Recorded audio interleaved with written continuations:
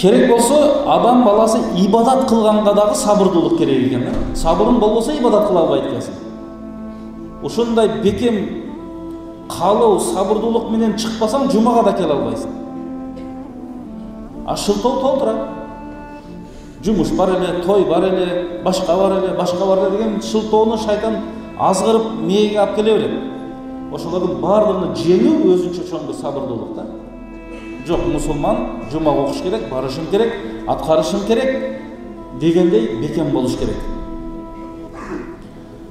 Ошол ибадатка сабырдуулук кылууда ошол ибадаттан мурдагы сабырдуулуктун кээ бир түрү дейт, чыныгы адамда ниет ихлас болсун. Ошондо ал ишке ашат. Амал кылып аткан учурда, Аллах акбар деп намаз окуп бир иш кылып атканда, сөзсүз түрдө ошол амалдын ортосунда бир дүйнөнү эстеп кетпей келет. Аракет кылгыла. Ал эми амал бүткөндөн кийин кожо көрсөң риядан башка нерседен сактангыла дейт.